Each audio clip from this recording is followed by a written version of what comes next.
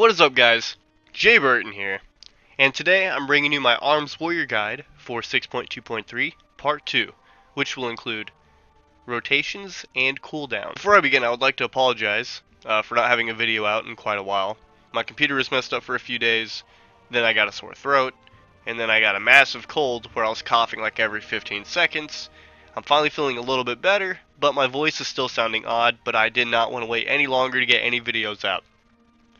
Okay, so here we go. So first thing is rotations. Now, when you open up on a target, usually you're going to charge, but after that, there's 3 debuffs you want to keep on the target, which is Hamstring, Rend, and Mortal Strike. So, just go in there, boom, Hamstring, Rend, Mortal Strike.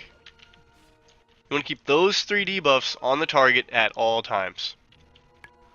They're very important. Now, after that, you pretty much want to go ahead and do your Colossus Smash.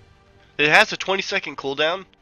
Usually, you want to have your execute proc ready while Colossus Smash debuff is on the target. Because remember, we should be expecting to sudden death, where your auto attacks have a chance to make your execute cost no rage, and can just be used regardless of the enemy's health. This is a big attack. You want that Colossus Smash debuff on the target, but you may not want to necessarily just save your Colossus Smash for that, because you can go 20 seconds without it proccing. And if you do that, that means you just wasted an opportunity to use Colossus Smash. So, you kind of want to hope you have your Colossus Smash proc. But yeah, so after you have your 3 debuffs on the target, go ahead and go Colossus Smash. And now you're just in kind of rage spending mode. What I mean by that is, you don't ever want to sit at full rage. The reason why is because you could be, or you should be, spec'd into anger management. For every 30 rage you spend, you reduce the cooldowns of all these abilities right here listed by 1 second. And these include your survival ability cooldowns and your DPS cooldowns. So really important to be spending rage. Now, I'm not saying keep your rage at 0. I usually like to pull my rage around 50. This is just in case you need some on-demand burst, or you gotta, have some rage for when you go defensive and shield wall. It's a good idea to pull some rage. Keep some around 40 or 50. And so what you do then is, I pretty much like to use Thunderclap, and then when that's on cooldown and Mortal Strike is on cooldown, use Whirlwind to spend rage. So yeah, try to stay around 50-60 rage, or 40, it's roughly in that area, and you're doing pretty good. So just to recap really quick what I've said so far. When you first start on a target, you're going to want to charge, Hamstring, Rend, Mortal Strike, maintain those 3 debuffs on the target, get your Colossus Smash in there and get that going on cooldown. If you do have an execute proc, use it immediately. Get a nice big execute. And now, when those are all used and on cooldown, now you're in kind of maintenance mode. We're wanting to just spend rage to reduce cooldowns on our big stuff. So then Thunderclap, Whirlwind, Mortal Strike is necessary. That's your out of burst rotations, which when you're bursting, you're going to be spending your rage as much as you can. Now with that said, before you burst, you want to be at full rage.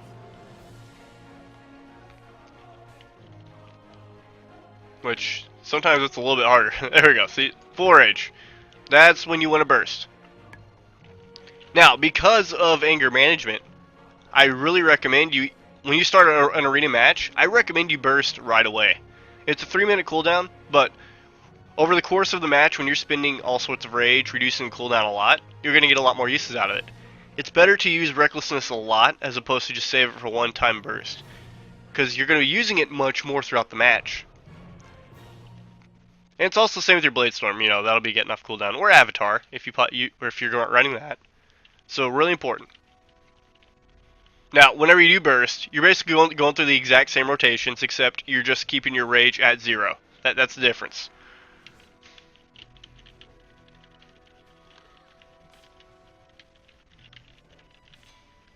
That's pretty much it.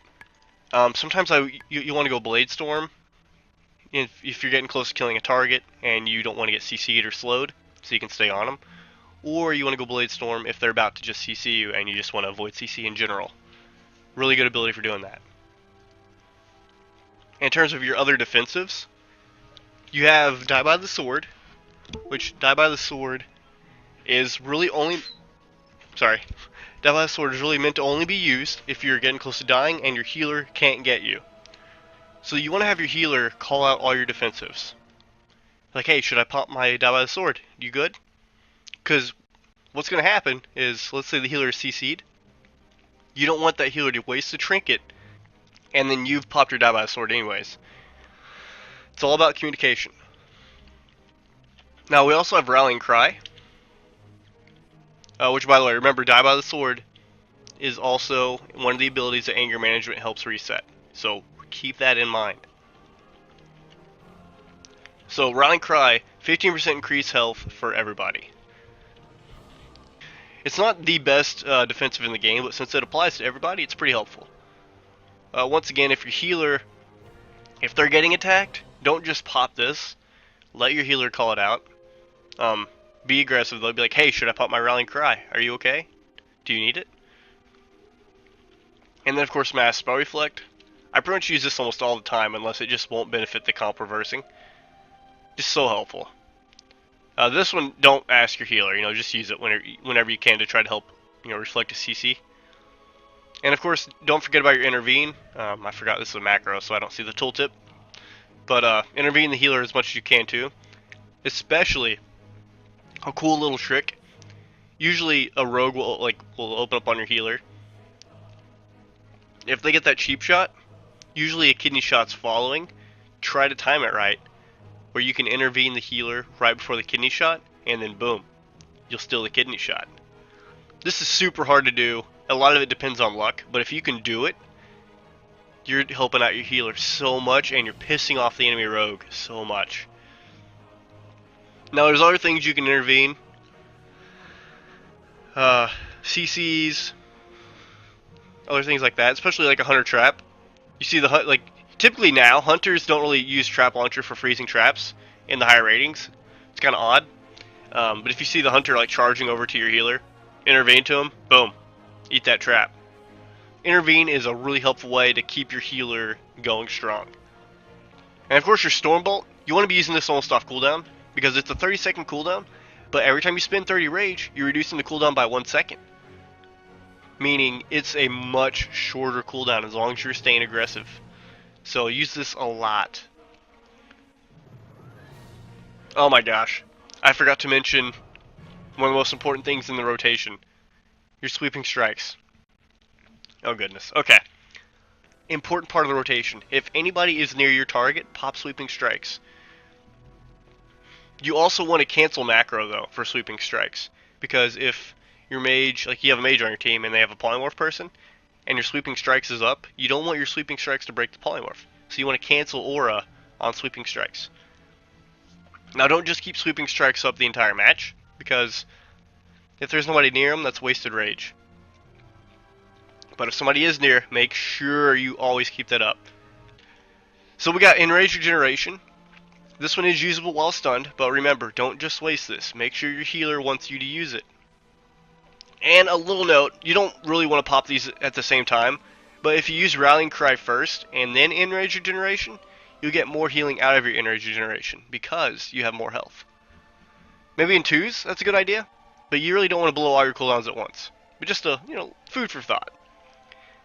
And then of course, don't forget about your Heroic Leap. This is either good for an offensive ability or defensive, like you have to hurry up and get away or get to your healer, or if somebody got away from you like a mage blinked and you have no charge, set on over to him.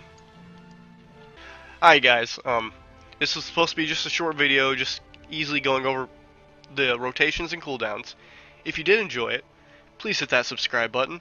I'm trying to get content out more and more, and if you have any questions or anything you want to see in a video, leave a comment, and I'll do a video on that topic. Alright guys, take care.